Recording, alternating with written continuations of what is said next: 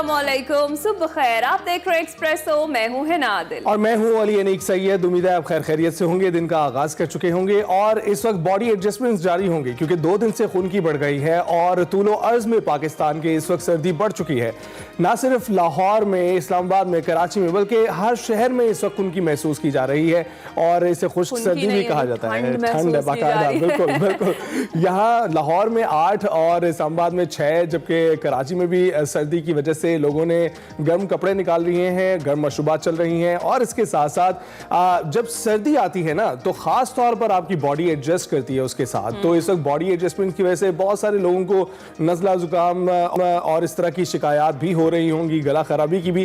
तो जनाब एहतियात करें, ये मौसम जो तब्दीली का है, लगता है मैं कोशिश कर रहा हूँ साथ साथ और इसी वजह से भुगत रहे हैं आप गला खराब। और ये खैर काफी अरसे बाद विटनेस करेंगे लाहौर की सर्दी को, तो इसलिए भी जरा सोच के पहले से अली ने अपनी जो है ना वो ठंड लगवा ली है खुद को। ये बड़े खूबसूरत से विजुअल्स भी हम आपको दिखा रहे हैं जो शिमाली इलाका जात के हैं।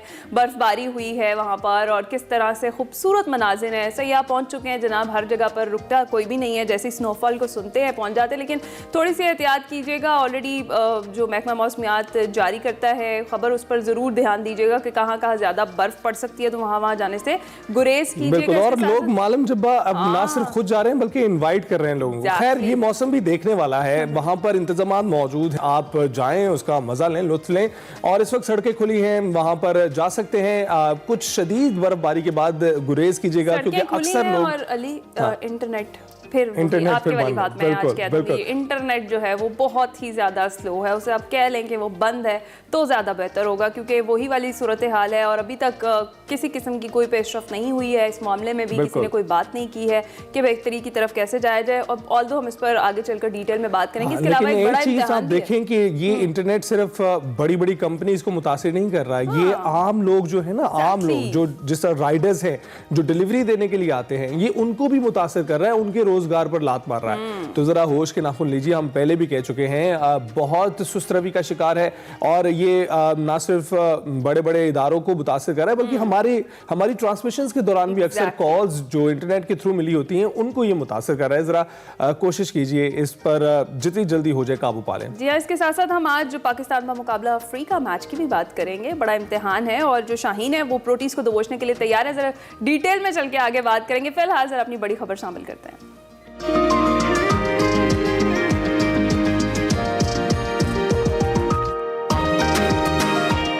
तहरीक इंसाफ की 24 नवंबर की फाइनल कॉल के बाद फाइनल कार्ड की अब बाज़गश्त है और बानी पीटीआई कहते हैं कि फाइनल कार्ड वक्त आने पर ही शो करेंगे। और यूं लग रहा है कि बानी पीटीआई ने फाइनल कार्ड शो कर दिया है और वो सिविल नाफरमानी की सूरत में हो सकता है, जिसका ऐलान गुज़िश्ता हफ्ते बानी पीटीआई के एक्स अकाउंट से किया गया। और गुज़िश्ता रोज़ कौमी असम्बली में अपोजिशन लीडर उमर अयूब ये कहते हैं कि इंसान हो या फरिश्ते मुज़ाकरात के लिए तैयार हैं। मुज़ाकरात ना होने पर 13 दिसंबर को तहरीक अगले मरहले में दाखिल होगी और उसके अगले मरहले का ऐलान किया जाएगा। सिविल नाफरमानी की तहरीक शुरू करेंगे। कौमी हुकूमत मुल्क को दरपेश मसाइल का हल नहीं। हम लोग जो भी मुज़ाकरात के लिए तैयार हैं वो पश्तुओं के वो एक मिसाल है चे बनियादमानी या खापेरियानी मुज़ाकरात बरसरकू, मतलब कि वो इंसान हो या फरिश्ते हो या जो भी, हम लोग मुज़ाकरात के लिए तैयार हैं इंशाल्लाह। कौमी हुकूमत इस वक्त मुल्क का हल नहीं है।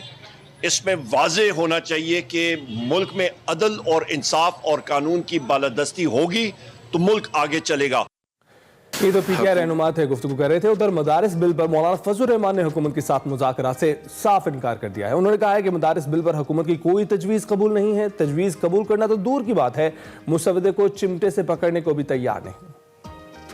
हुकूमत ने कुछ उलमाए किराम का इजलास बुलाया है। ये दर हकीकत मुल्क में उलमा को आपस में तकसीम करने की एक साजिश है। हम इन उलमा को भी अपना उलमा समझते हैं, अपने अहबाब समझते हैं, अपने सफ़ के लोग समझते हैं। हम रियासत से तसादुम तो नहीं चाहते, हम तो रजिस्ट्रेशन चाहते हैं। वो हमें रजिस्ट्रेशन से धकेल रहे हैं, हम रजिस्ट्रेशन की तरफ जाना चाहते हैं। हम गुज़श्ता रात को अपनी कॉन्फ्रेंस में एक हतमी ऐलान करने की तरफ जा रहे थे, लेकिन मुफ्ती मोहम्मद तकी उस्मानी साहब की तरफ से इत्ला आई कि 17 दिसंबर को उन्होंने तमाम अपने इत्तेहादी तंजीमात का इजलास बुला लिया है। हमने उसके लिए रोक दिया इस फैसले को। हम हुकूमत से तसादुम नहीं चाहते, मौलाना फजल रहमान ये कह रहे थे। इस पर वज़ीर इत्तलात अताउल्लाह तारड़ का ये कहना है कि मदारिस से जुड़ी मनफी चीज़ें ख़त्म करना होंगी, उलमा की तजावीज़ पर मुशावरत की जाएगी। कॉन्फ्रेंस से खिताब करते हुए बोले, वजारत तालीम ही हायर एजुकेशन कमीशन को रेगुलेट करती है और मदरसों और जामियात के तलबा को एक छतरी तले लाने की कोशिश की है। तमाम अकातिब फ़िक्र के उलमा इकराम से बातचीत के बाद एक निज़ाम इस मुल्क में वज़ा किया गया। इसका मकसद ये था कि मदारिस को कौमी धारे में लाकर जो मुख्तलिफ मनफी चीज़ें मदारिस के साथ अटैच हो जाती हैं उसको ख़त्म किया जाए। जब इसको फाकी महकमा एजुकेशन के ज़ेर इंतज़ाम दिया गया, उससे फ़ायदा ये हासिल हुआ कि यही वजारत तालीम है जो हायर एजुकेशन कमीशन को रेगुलेट करती है। एक ही छतरी के नीचे मदरसे के तलबा भी हों और एक ही छतरी के नीचे बाकी तालिब इल्म भी हों मुख्तलिफ यूनिवर्सिटीज़ के, ताकि ज़िंदगी के अंदर आगे बढ़ने के लिए उनकी एक पहचान हो, उनके पीछे एक महकमा खड़ा हो और पता हो कि जी ये महकमा है इनको रेगुलेट करता है। अब देखना ये है कि हुकूमत मौलाना की तजवीज़ मानती है या अपनी तजावीज़ मनवाने में कामयाब रहती है। इसी पर बात करने के लिए हमारे साथ मौजूद हैं सीनियर तजज़ियाकार आमिर इलियास साहब। आमिर साहब, कैसे आप? अल्हम्दुलिल्लाह, बिल्कुल ठीक ठाक। सर्दी से जूझ रहे हैं आप भी? लगता है आपको ज्यादा फील हो रही है लाहौर पहुंच के। अच्छा आमिर साहब, बताइएगा, इस वक्त आप ही की खबर थी कि सदर ने मदारिस बिल मुस्तरद कर दिया है। अब आपको क्या लगता है कि मदारिस के मामले पर हुकूमत और मौलाना के दरमियान मामला हल हो पाएंगे? देखें, यही एक मसला था जिस दिन बिलावल भुट्टो मिले तो मैंने फिर चेक किया कि भाई ये तो 14 दिन में सदर साहब ने फैसला करना होता है। अगर ना करें फैसला तो वो कानून बन जाता। जैसे आरिफ अलवी साहब ने मिलिट्री लॉ पे किया था कि उस पर साइन नहीं किए थे और वो कानून बन गया। तो पता लगा सदर साहब ने तो ठीक ठाक इतराज़ात लगा के वो बिल वापस भेज दिया है और पार्लियामेंट की तो उसमें इससे ज्यादा नकाती नहीं हो सकती कि उन्हें ये भी नहीं पता था कि ये कानून इस्लामाबाद में भी लागू नहीं हो सकता, कि ऑलरेडी 2 कवानीन मौजूद हैं जिनको रिपील नहीं किया गया नए कानून में। और फिर सूबों में तो लग ही नहीं सकता क्योंकि वजारत तालीम है इधर मरकज में और सूबों में महकमा तालीम है, तो उनके अंडर ये मदारिस जा चुके हुए हैं। तो उन्होंने मुस्तरद कर दिया और फिर खामोशी इख्तियार कर ली, हुकूमत ने भी और पीपल्स पार्टी ने भी, मौलाना ने भी। अब ये अचानक बासी कड़ी में उबाल आया है। अब कैसे होगा ये जो आपने अहवाल बताया है? मौलाना फजल रहमान कह रहे हैं कि मदारिस को, उलमा को आमने सामने ला खड़ा किया। तो ऐसे में मौलाना तकी उस्मानी साहब की तरफ से तमाम वफाकुल मदारिस और तंजीमात मदारिस को बुलाना एक खुश आइंद इकदाम है कि उन्होंने 17 दिसंबर को सबको कराची में यकीनन ये मीटिंग होगी बुला लिया है और एक फैसला होगा। अब इसमें समझने की बात यह है कि वो चाहते थे कि ये हर जिले में रजिस्टर्ड हो सकें और अकाउंट भी बना सके। मौलाना फजल रहमान ने जो, क्योंकि गवर्नमेंट जो मुआहिदा लेके आई, जो शफकत महमूद साहब वजीर तालीम थे पीटीआई दौर में 2019 में हुआ, उसमें ये वजारत तालीम में चले गए और उसके तहत रजिस्ट्रेशन भी शुरू हो गई। अब यहाँ से हुई है सियासत शुरू कि मौलाना फजल रहमान ने उन मदारिस को भी मान लिया जिनके लिए नए वफाक बनाए गए थे कि हम उनको भी मानते हैं, लेकिन नया कानून उन्होंने 26वीं आईनी तरमीम में वोट देने के बदले में पास करा लिया। अब सब ने सियासत शुरू कर दी है। मौलाना फजल रहमान धमकियों पे उतर आए हैं, गवर्नमेंट मौलाना दूसरे उलमा कराम को सामने ले आई है। तो तसादुम की सिचुएशन बनाने की एक कोशिश हो रही है जो कि किसी भी फरीक के लिए ठीक नहीं है, ना उलमा के लिए ठीक है अगर मौलाना फजल रहमान ये काम कर रहे हैं और गवर्नमेंट बज़ाहिर ये काम कर रही है। इसमें पीपल्स पार्टी ने खामोश इयानत की है गवर्नमेंट की, क्योंकि या तो पीपल्स पार्टी कह दे कि जी मरकज में नहीं बन रहा तो हम आपको सिंध गवर्नमेंट में ये इजाजत दे रहे हैं, हम बलोचिस्तान में दे रहे हैं, तो मैं समझूंगा कि पीपल्स पार्टी खुल के मौलाना के साथ है और मुस्लिम लीग नून और उनके बाकी इत्तेहादी उनके साथ नहीं है। ये भी सिचुएशन नहीं बन रही, बल्कि कभी कहते हैं मुश्तरका इजलास में पास करा देंगे, हम इस्लामाबाद में लागू कर देंगे। तो मौलाना फजल रहमान इस्लामाबाद में मदारिस के लिए तो ये गेम नहीं खेल रहे ना, कि सारी की सारी उनके जहन में है कि इसका क्रेडिट पूरे तौर पे जेयूआई को मिलना चाहिए कि हम दोबारा से नए सिरे से गेम शुरू कर चुके हैं रजिस्ट्रेशन की। तो बातचीत ही किसी भी मसले का हल होता है। तो इसमें देखें, मौलाना तकी उस्मानी के पास जो मीटिंग होती है हमें वेट करना चाहिए और गवर्नमेंट को फिजा को साजगार बनाने के लिए माहौल बनाना चाहिए, ना कि मुकाबले पे उतरना चाहिए। एग्जैक्टली कहीं ना कहीं आपको नहीं लग रहा कि हुकूमत जो है वो महाज पर महाज ही खोल रही है? पहले पीटीआई, अब मौलाना फजल रहमान, और ऑलरेडी अगर पाकिस्तान तहरीक इंसाफ की बात करें तो बार बार हुकूमत को जो है वो तहरीक इंसाफ, हुकूमत जो है बार बार तहरीक इंसाफ को मुज़ाकरात का कहती रही, लेकिन अब फिर तहरीक इंसाफ ने कमेटी बना दी है और आपको लग रहा है कि अब की बार कोई लचक दिखाई जाएगी कहीं ना कहीं? देखें, कमेटी बनाना खुशाइंदा है, लेकिन उसके साथ शर्तें लगाना और बात है, जिसकी वजह से ये बात गवर्नमेंट की तरफ से आई कि आप अगर शराइत पहले से लागू करेंगे, TORs बनाए बगैर, तो बात नहीं बनेगी। कल बैरिस्टर अकील जो लॉ मिनिस्ट्री के एडवाइजर हैं, उन्होंने भी कहा है कि गवर्नमेंट एक हाई बॉडी बनाने की तजवीज़ पे जेर गौर है। उसमें आज काबीना में अगर तो इमरान खान के ऊपर मजीद मुकदमात बनते हैं, अप्रूवल हो जाती है कि वो कुछ और रुख इख्तियार करेगा। आज अगर काबीना में मशवरा करते हैं, जाके नॉर्मली इतनी बड़ी काबीना में इस तरह के सियासी मामलात जेर गौर नहीं आते। बहरहाल अगर गवर्नमेंट फैसला करती है कि वो मुज़ाकरात के लिए कोई अपनी भी कमेटी बना देती है, बहुत अच्छा होगा। एक बामकसद बामानी कोई मसला शुरू हो कि किसी तरीके से हो। इमरान खान ने भी ओवरसीज पाकिस्तानियों के कहने पे 14 दिसंबर की बजाय वो इतवार को ले गए हैं मीटिंग पे। एक तरफ उलमा बैठे हुए होंगे और एक तरफ ये सारे बैठे होंगे। PTI के लोग जो उनके शुहदा हैं उनके लिए दुआ कर रहे होंगे और मुदायरा ओवरसीज पाकिस्तानी कर रहे होंगे। उसके साथ उन्होंने कहा है कि अगर गवर्नमेंट नहीं मानती तो फिर हम सिविल नाफरमानी की तहरीक शुरू करेंगे। सिविल नाफरमानी की जो तहरीक की बाज़गश्त है, इसकी टाइमिंग दुरुस्त है? इमरान खान साहब मर्जी से हमेशा फैसले करते हैं। टाइमिंग का तो मसला ये है कि उनकी पार्टी को भी उनके ट्वीट से पता चला है। यानी जिनको एक दो लोगों को उन्होंने बताया था कि ये करा दें ट्वीट जाके, अगर हम ये समझ लें कि उन्होंने जाके ट्वीट करा दिया, तो उसके बाद बातचीत हुई और कल उन्होंने इस बात पे थोड़े से बरहमी का भी इजहार किया कि जब फैसला मैंने किया है तो मुझसे आगे कौन बात करेगा कि इसकी टाइमिंग ठीक नहीं है या नहीं है, तो फैसला मैंने करना है। तो कल जिस तरह उनकी फैमिली में भी आपस में तूतकार हुई, पार्टी भी बीच में बोली, बैरिस्टर गौहर मौजूद थे, इल्जामात थे एक दूसरे के ऊपर, तो फ्रस्ट्रेशन उधर भी है। इमरान खान साहब ने कहा कि 26 नवंबर के फौरन बाद पार्टी क़यादत को निकलना चाहिए था और उस पर एक मौसर एहतजाज बनाना चाहिए था, वो भी नहीं किया। तो खान साहब अब फ्रस्ट्रेशन में फैसले करने जा रहे हैं। और हमने जब वो बाहर मौजूद थे, जब इस्टेब्लिशमेंट की उनको पूरी हमायत हासिल थी, 2014 में सिविल नाफरमानी की तहरीक चलाते हुए देखा है और फिर अपने घर में अपना बिल जमा कराते भी देखा कि कितने दिनों में वो सारी की सारी फूक निकल गई थी। अब आप कह रहे हैं ओवरसीज से, आपकी धमकी यही है ना कि मेरे साथ ओवरसीज बहुत ज्यादा है। बिल्कुल अच्छी बात है, उनको होना चाहिए, क्योंकि कानून में मौजूद है कि ओवरसीज पाकिस्तानी किसी सियासी पार्टी की हमायत कर सकते हैं, डुअल नेशनलिटी रख सकते हैं। लेकिन मुझे ये बताएं कि हमारे ओवरसीज पाकिस्तानी आपकी फैमिली में भी होंगे, हमारे में भी हैं, वो कब पाकिस्तान के किसी ऐसे अकाउंट में भेजते हैं कि जी हमने हुकूमत को दे दिए पैसे, या तो वो प्रॉफिट के लालच में ज्यादा पैसे रखवा देते हैं डॉलर अकाउंट्स में कि जी उनको दुनिया भर से ज्यादा यहाँ पे प्रॉफिट मिलता है, या वो अपनी फैमिली अजीज़ो अकारब शादी ब्याह गमी खुशी में वो पैसे भेजते हैं, या उनकी अपनी इन्वेस्टमेंट होती है जिसकी वो किस्तें लेते हैं, जमा कराते हैं। ये पैसा सिर्फ उस मकसद के लिए आता है जिसको वो उकसा रहे हैं कि आप हुंडी के जरिए भेजें। उनके अपने सोशल मीडिया के जो फॉरेन अकाउंट्स हैं वो कर रहे हैं, जिनको लोग रिपोर्ट कर रहे हैं कि आप एक मनी लॉन्ड्रिंग की बात कर रहे हैं।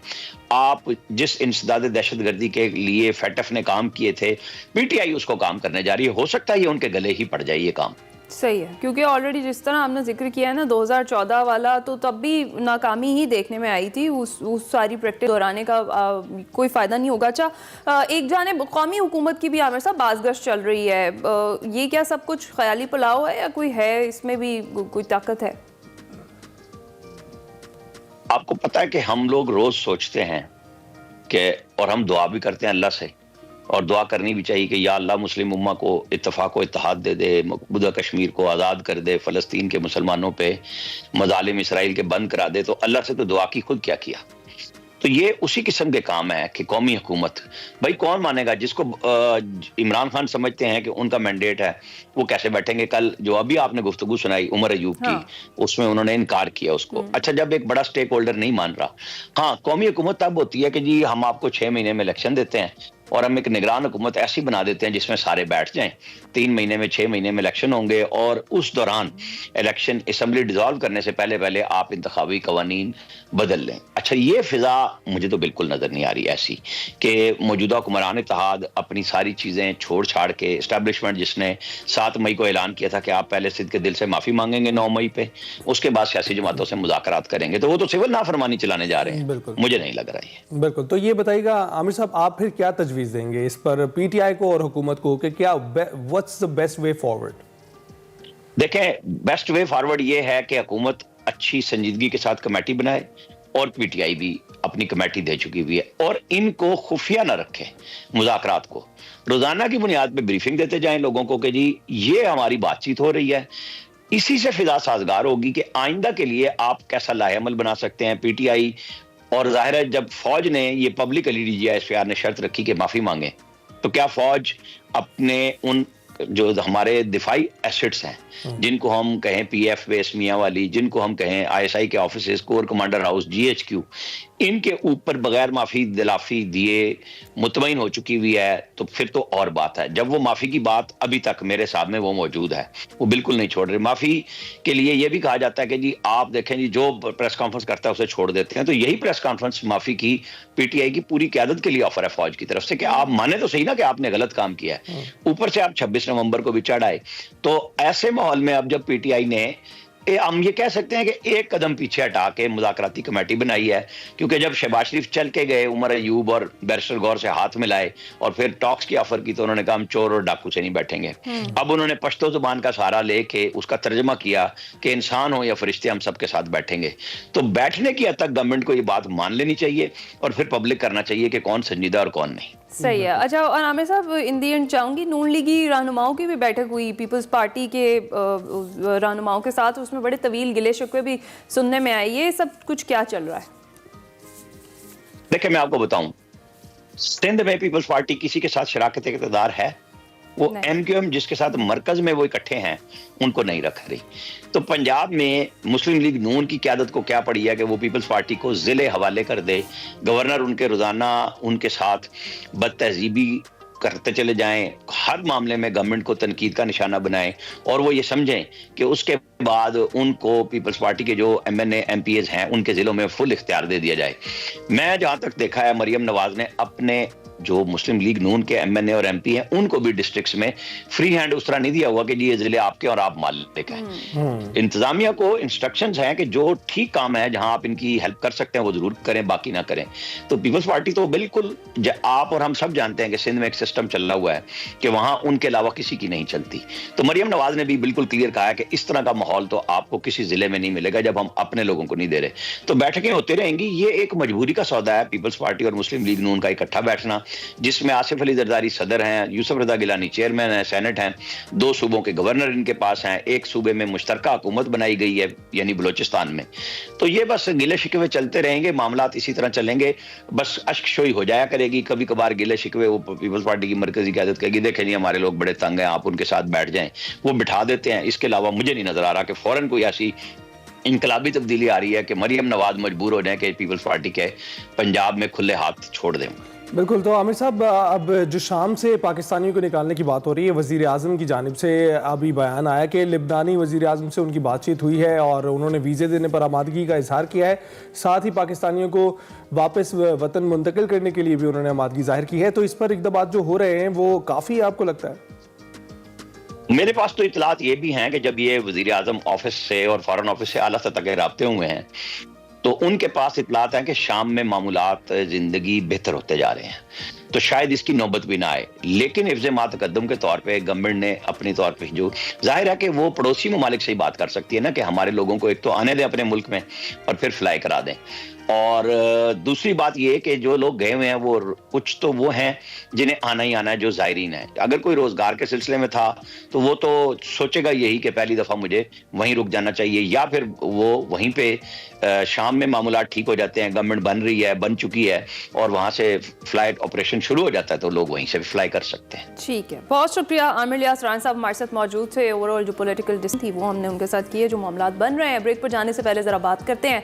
आज अज़हर पाक की आबरू की खातिर 71 की जंग में दुश्मन के दांत खट्टे करने वाले सिपाही सवार मोहम्मद हुसैन शहीद की 53वीं बरसी मनाई जा रही है। सवार मोहम्मद हुसैन शहीद 18 जून 1949 को जिला रावलपिंडी की तहसील गोजर खान के गांव ढोक पीर बख्श में पैदा हुए और आप 17 साल की उम्र में पाक फौज में बतौर ड्राइवर शामिल हुए और 71 की जंग में सवार मोहम्मद हुसैन शहीद की तैनाती शकरगढ़ सेक्टर में हुई और अपने दीगर साथी सिपाहियों को फ्रंट लाइन पर लड़ता देखकर सवार मोहम्मद हुसैन ने भी अफसरान से दरख्वास्त की कि उन्हें जंग में हिस्सा लेने दिया जाए, जिस पर उनकी सिपाहियों को गोला बारूद पहुंचाने की ड्यूटी लगा दी गई। और 10 दिसंबर 1971 यानी आज ही के दिन सपहर का वक्त था जब सवार मोहम्मद हुसैन शहीद ने बेमिसाल जुर्रत का मुजाहरा करते हुए दुश्मन के अगले मोर्चों तक वो गए और वापस आकर दुश्मन की पोजीशन अपने दूसरे साथियों को बताई। पाक फौज ने हमला किया और अचानक इस शदीद हमले ने दुश्मन के औसान खता कर दिए।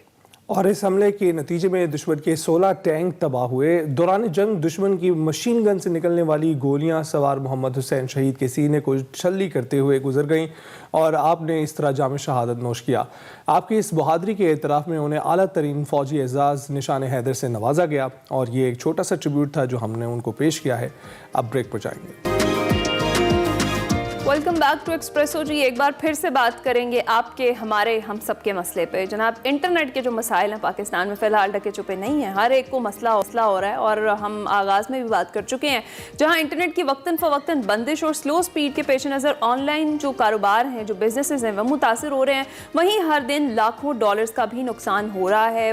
और ओकला स्पीड टेस्ट ग्लोबल इंडेक्स के मुताबिक अक्टूबर 2024 में पाकिस्तान मोबाइल इंटरनेट की रफ्तार में 111 ममालिक में से 100वें नंबर पर है और ब्रॉडबैंड स्पीड में 158 ममालिक में से 141वें नंबर पर रहा है। और इंटरनेट की सुस्त रफ्तारी के बायस फ्रीलांसर्स की आमदनी में 70% तक कमी वाक़ई हुई है। फ्रीलांसर्स का कहना है कि सुस्त रफ्तार इंटरनेट के सबब असाइनमेंट्स वक्त पर मुकम्मल नहीं हो पा रहे, जिसकी वजह से कई प्रोफाइल्स मुअत्तल हो गए हैं और क्लाइंट्स का एतमाद मुतासिर हो रहा है। जिस तरह से आगाज़ में बात की थी, मुख्तलिफ जो सर्वेज हैं, मुख्तलिफ रिपोर्ट्स उनकी सामने आ रही हैं। कहीं पर 198 नंबर शो हो रहा है, कहीं पर 111 में से 100वां नंबर शो हो रहा है। लेकिन ये सारी बातें तो फैक्ट्स एंड फिगर्स की हैं। मसला ये है कि इस वक्त इस हवाले से किसी किस्म के इक़दाम जो हैं वो नहीं किए हैं और सफ़र कर रही है अवाम बेचारी। बिल्कुल, और डिजिटल राइट्स एक्सपर्ट हैं असद बेग इस वक्त हमारे साथ मौजूद हैं। इस पर तफसीलात उन्हीं से जानते हैं। असद बताइएगा, इस वक्त क्लाइंट्स की एक भारी तादाद है जो मुल्क से जाना शुरू हो गई है और ये क्लाइंट्स गैदर करना बहुत मुश्किल काम होता है और सारे के सारे बिजनेसेस जो इस वक्त IT के हैं वो इसी पर मबनी हैं। क्या सोचते हैं आप, अगर कितनी देर में ये जो क्लाइंट्स हैं जो थोड़े से ही हैं और पाकिस्तान में बहुत कम कलील मिकदार में, ये अगर चले गए तो कितनी देर में ये इंडस्ट्री बैठ जाएगी? देखिए, दो तीन चीजें होती हैं इसमें। पहली बात तो ये है कि जिन इंडेक्सेस की हम बात कर रहे हैं, इंडाइसिस की जब हम बात कर रहे हैं, ये सारे परफेक्ट नहीं होते, ये एक एस्टिमेशन होती है। लेकिन आई थिंक हमें एक बहुत अच्छा एस्टिमेशन मिल गया है कि हमारे यहाँ एक बहुत सीरियस मसला है, नंबर 1।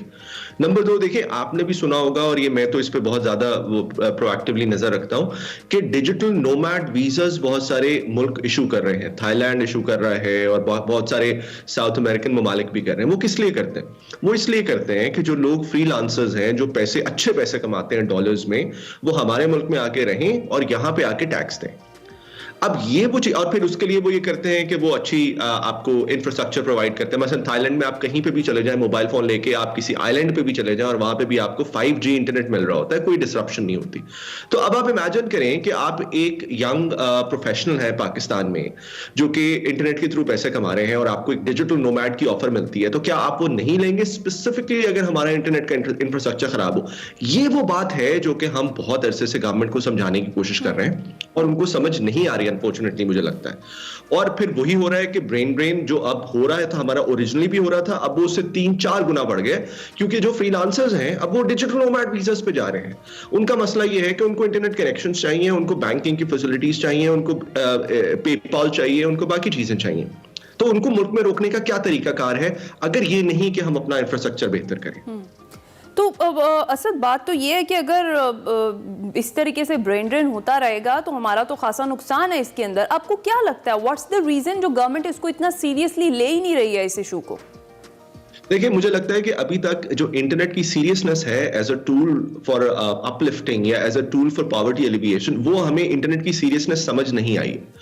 कुछ लोग हुआ करते थे पुरानी गवर्नमेंट्स में, Umar probably is one of them, जिनको थोड़ा आइडिया था कि इंटरनेट से हम क्या क्या कर सकते हैं। सिर्फ एक सॉफ्टवेयर डेवलपमेंट और सॉफ्टवेयर एक्सपोर्ट नहीं है, ये 20 साल पुरानी बातें हैं।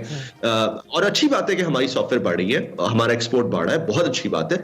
लेकिन क्या सवाल ये है कि सिर्फ एक सॉफ्टवेयर एक्सपोर्ट से ही हम इंटरनेट से पैसे कमाते हैं? Obviously not.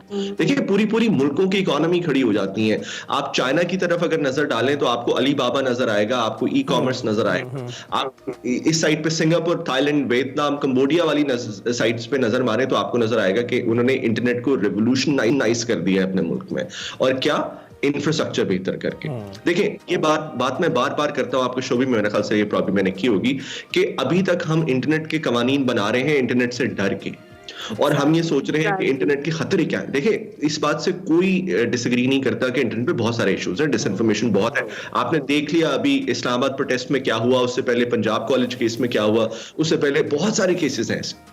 But the point is क्या ये हल है कि हम अपने ही आप को चोक करना शुरू कर दें, quite literally in terms of economy? मेरा ख्याल है ये हल नहीं है। इससे हमने जितना अपना नुकसान करना है उससे बहुत थोड़ा कहीं फायदा जाके हमें मिलेगा और बहुत अल्टीमेटली हमारा नुकसान बहुत बड़ा होगा। बिल्कुल असद, ये तो हमारे पॉलिटिकल डायलामास हैं जिससे ये नबरदाज मां हैं हमारे हुक्मरान, लेकिन इसके बावजूद भी क्या ये मुनासिब नहीं होगा शुरू में कुछ वक्त ले लिया जाए बजाय के नुकसान उठाने के बाद? क्योंकि आपने खुद जिक्र कर दिया जो 2 वाक़यात हुए हैं इस्लामाबाद में और लाहौर में, उनका जिक्र करने के बाद तो कुछ जवाब तो पैदा हो जाता है कि बंदिश या फायरवॉल लगा ली जाए जिससे एटलीस्ट ये टारगेट हो सके कि कौन ऐसा कर रहा है, कौन इंतशार फैला रहा है मुआशरे में। देखिए, आपकी बात से मैं डिसएग्री नहीं करता, बहुत सारी ये ऐसे केसेस होते हैं, तो सिर्फ 2 की बात की। लेकिन फिर सवाल ये है कि क्या इंटरनेट को बंद करना या इंटरनेट को स्लो करना या फायरवॉल लगाना या मॉनिटरिंग करना इस बात का हल है? आप मुझे बताइए। अगर ये तो हल होता तो फिर तो ये जो केसेस हैं हमारे सामने ये ना होते। मसलन अगर फायरवॉल लगाना हल होता तो हमने जब फायरवॉल लगाई और वो काम खत्म कर दिया, पंजाब केस के मामले में हमने देख लिया, तो फिर उसके बाद डिसइंफॉर्मेशन नहीं फैलती। और अगर ये इतना ही आसान होता तो फिर द यूएस, द यूके, बड़े बड़े ममालिक जहां पे हमें लगता है कि डिसइंफॉर्मेशन से इफेक्ट होता है, वो ये करके काम खत्म कर लेते हैं। What's the solution Asad? देखिए, यही मसला है। जो असल सोल्यूशन है उसकी तरफ कोई नजर डालना नहीं चाहता क्योंकि वो मुश्किल है। वो मुश्किल सोल्यूशन ये है कि जब तक आप अपने लोगों की अवेयरनेस क्रिएट नहीं करेंगे, जब तक उनको अंग्रेजी में कहते हैं इम्यूनाइज नहीं करेंगे डिसइंफॉर्मेशन के लिए, तब तक ये मामला चलता रहेगा। और वो किस तरह होगा? वो इसी तरह ही होगा कि अगर गवर्नमेंट बहुत ज्यादा एफर्ट उसमें डाले, कैंपेन्स करे, रीच आउट करे। देखिए, अल्टीमेटली ये आसान काम मैं इसलिए नहीं कह रहा हूं, आपने नोट किया होगा कि जो अब जाके 20-30 साल बाद हमारा जो पोलियो का एक सर्टेन एटीट्यूड है वो बनना शुरू हुआ है, जहां पे हम हमारे लोग ये समझते हैं कि कतरे पिलाने चाहिए, राइट? लेकिन वो एक बहुत लंबी बिहेवियरल चेंज के बाद हुआ है। सिमिलरली डिसइंफॉर्मेशन का तरीकाकार ये नहीं होगा कि आपने इंटरनेट को बंद कर देना है। उसका तरीकाकार ये होगा कि आपके अपने लोगों में बिहेवियरल चेंज रखना पैदा करना की कोशिश करेंगे कि वो उसको रिपेल करना शुरू करें थोड़ा सा। अगर इंटरनेट बंद करना ही हल होता दोबारा से, तो वो जब आईसिस रिक्रूट कर रही थी यूके में ट्विटर के थ्रू, तो वो तो बहुत आसान था उनके लिए कि वो ट्विटर बंद करके और कहते कि हमने बचा लिया अपने आप को। बल्कि उसको लोकेट करना ज्यादा इंपॉर्टेंट है। ऐसे जो शरपसंद अनासर हैं उनको लोकेट इन्हीं इंटरनेट के थ्रू ही किया जा सकता है जो आप बंद कर रहे होते हैं। अच्छा, ये बताइएगा कि अगर जो गवर्नमेंट है ऐसी प्लेटफॉर्म्स बना दे जहां पर बंदिश के दौरान भी ये लोग जो कारोबारी लोग हैं वो वहां पर जाकर इंटरनेट का इस्तेमाल कर सकें और सिर्फ वहीं पर इंटरनेट प्रोवाइड किया जाए, तो क्या ये उनको कंट्रोल करने के मुतरादिफ होगा या उनको सहूलत देने के? देखिए, ये हो नहीं सकता। उसकी वजह दो तीन वजूहात। नंबर 1, तो पहले बंद करें क्यों? क्या कोई एविडेंस ऐसी है जहां पे हमने देखा है कि बंद करने से डिसइंफॉर्मेशन रुक जाती है, या बंद करने से क्राइम्स रुक जाते हैं, या बंद करने से वो जो शरपसंद अनासर हैं जो काम कर रहे हैं, वो अगर आपने इंटरनेट बंद किया तो वो रुक गए? ऐसा कोई एविडेंस है हमारे पास कि हम देख लें? नंबर 1। नंबर 2, जो आपने कारोबारी लोगों की बात की ना, देखिए ये बहुत ब्रॉड डेफिनेशन है सर।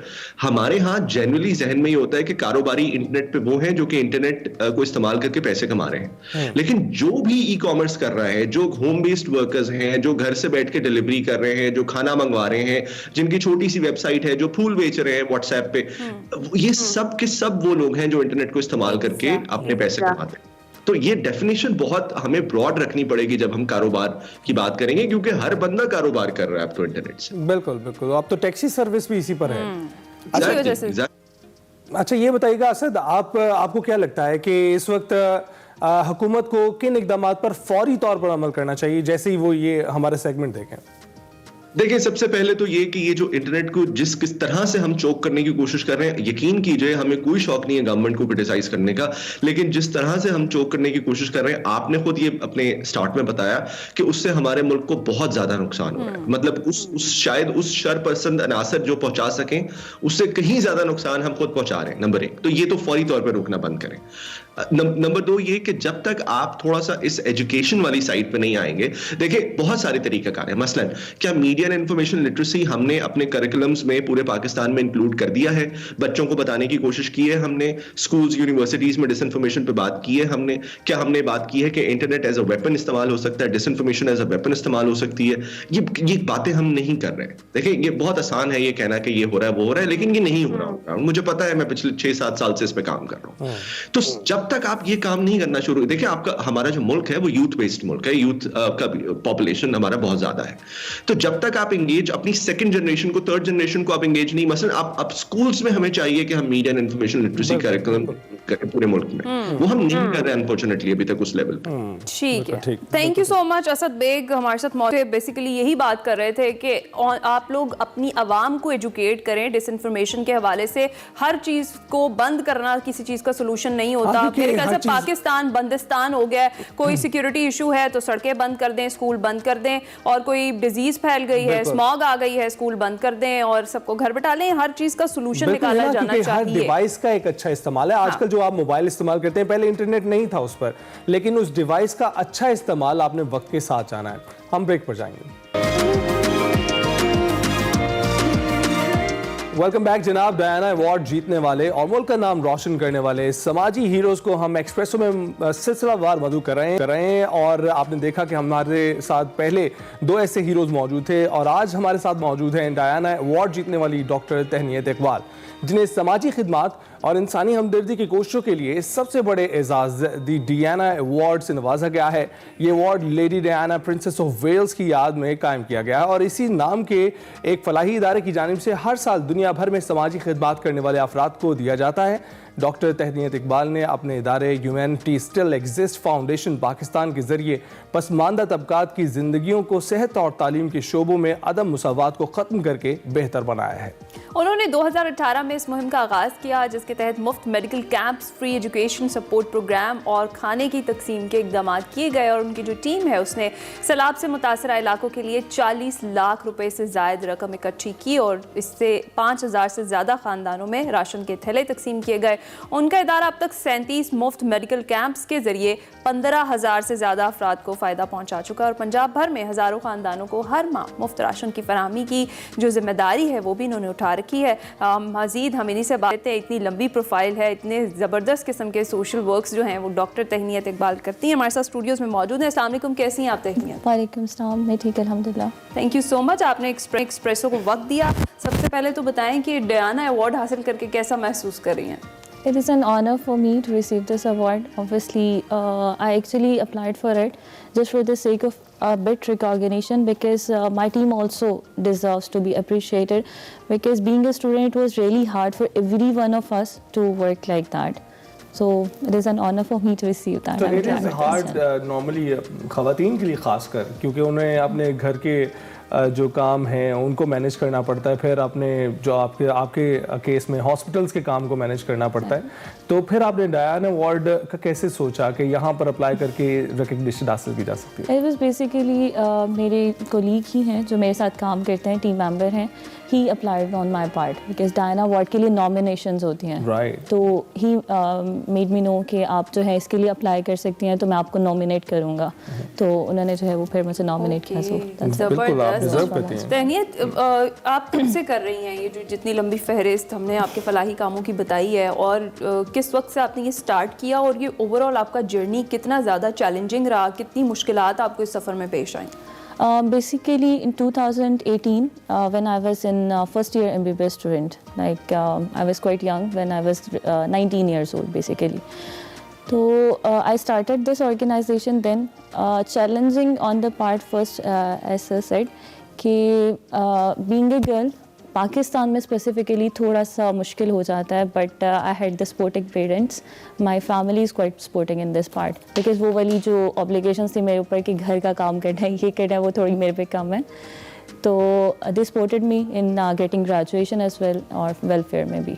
तो ज़बरदस्त। अच्छा, ये जो आपने अपनी फाउंडेशन बनाई है ह्यूमैनिटी स्टिल एग्जिस्ट, इसका क्या प्रोसेस है? ये भी क्या 2018 में ही आपने जब काम शुरू किया तभी इसको बना लिया या फिर उसके बाद थोड़ा सा स्टेबिलिटी आई फलाही कामों में और फिर आपने इसको बनाया? हमारा बेसिकली जो प्लान था that was a sort of कि हमारी एक कम्युनिटी हो जाए जहाँ पे हम यंगस्टर्स जो हैं, जैसे मेडिकल के स्टूडेंट्स हैं, सारे प्रोफेशनल, हम काम कर सकें। मेरा कोई एज सच मोटिव नहीं था कि मैं इसको फाउंडेशन लेवल पे लेके जाऊँ, एनजीओ लेवल पे लेके जाऊँ, but with the passage of time हमारी स्ट्रेंथ माशाल्लाह 2000 plus volunteers are working with us and all across Punjab. तो ज़्यादातर मेडिकल कॉलेजेस में है, नॉन मेडिकल भी इंक्लूडेड है हमारे साथ, but the journey was like that कि हम इसको एक्सपैंड जब करते गए वी हैड द पावर कि हम लोग इसको ग्रो करें।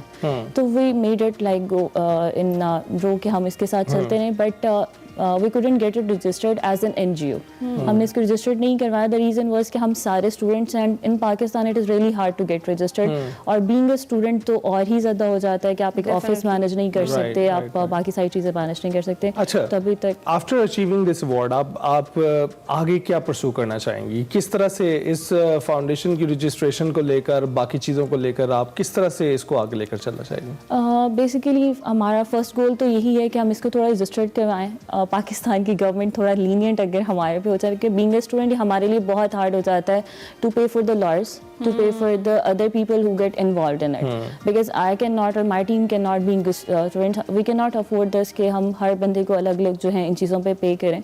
तो उस लीनियंसी को जो हम देख रहे हैं कि if someone can support us into getting registered, because इससे ये होता है कि हम यूथ की मोटिवेशन डाउन हो जाती है। हम कहीं पे जाते हैं, हम वहाँ से एक रिजेक्शन आती है कि नहीं आप पहले इतने जमा करवाएं फिर हम रजिस्टर्ड करेंगे, फिर हम रजिस्टर्ड नहीं होते तो हम डिफरेंट इंस्टीट्यूट्स में जाके बात करते हैं कि सर हम ये काम कर रहे हैं, तो दे से कि you are not registered.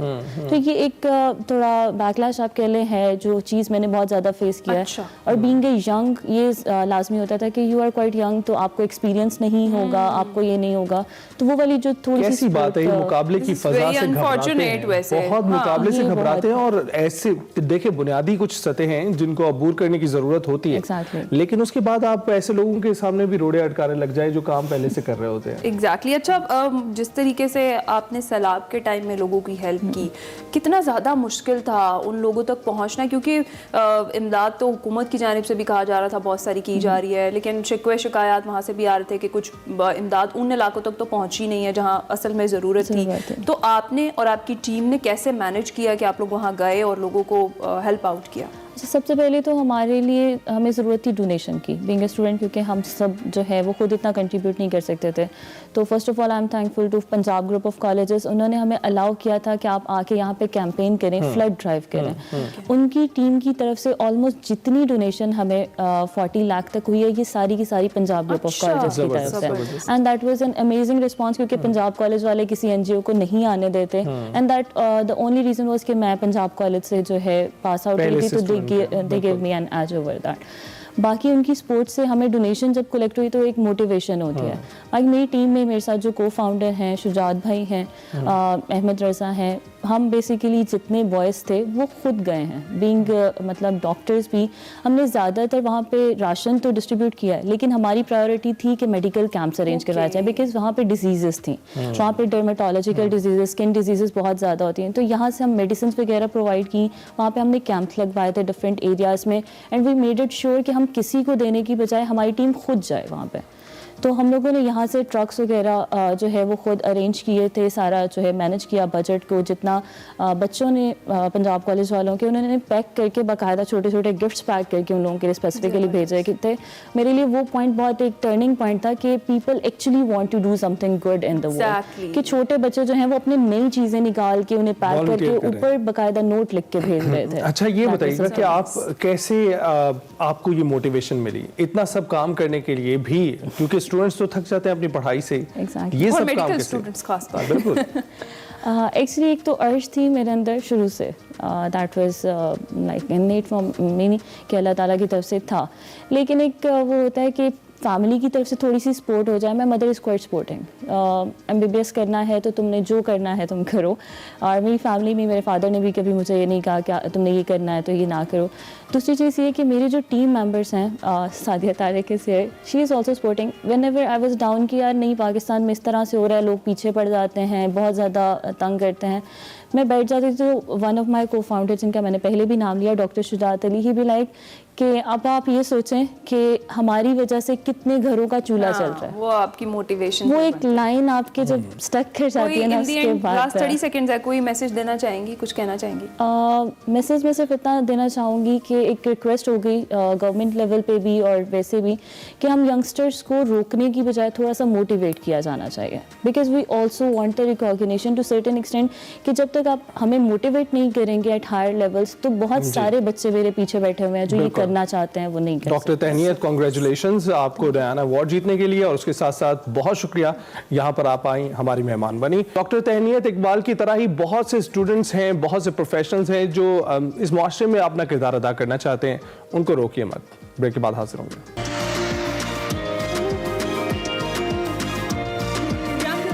खुशामदीद, top of the our, जरा शाम की बात करेंगे। और शाम में बागियों की दारुलहुकूमत पर कब्जे के बाद अल असद खानदान का 50 से ज़ायद सालों तक जारी रहने वाला दौरे इक़्तिदार खत्म हो गया और शाम के साबिक सदर बशार अल असद दमिश्क छोड़ने के बाद अहले खाना के साथ मॉस्को में है। क्रेमलिन के तर्जुमान के मुताबिक सदर पुतिन ने ज़ाती तौर पर बशार अल असद को पनाह देने का फैसला किया। बशार अल असद की जो हुकूमत है उसके खात्मे पर शाम में हमने देखा जश्न मनाया गया। दमिश्क पर बागियों ने कब्जा करके सरकारी टीवी, रेडियो, वजारत दिफा की इमारतों का जो कंट्रोल है वो संभाल लिया। दमिश्क के नवाह में फौजी जेल से हजारों सियासी कैदियों की रिहाई की वीडियो भी हमने देखी। और शाम में इंसानी हुकूक के लिए काम करने वाली तंजीम का यह कहना है कि शुमाल मगरबी इलाके अल साहिल सोरी में मुतादिद जेलें ज़ेर ज़मीन भी मौजूद हैं और यहाँ मुखालिफिन को भी रखा जाता था। शाम के जो साबिक वज़ीर-ए-आज़म हैं मोहम्मद गाजी अल जलाली, उनका यह कहना है कि वो आवाम की मुंतखब करदा किसी भी क़यादत से ताउन के लिए तैयार हैं। बागी ग्रुप के सरबराह ने कहा कि पुरअमन इंतकाल इक़्तिदार तक मोहम्मद गाजी अल जलाली तमाम रियासती इदारों को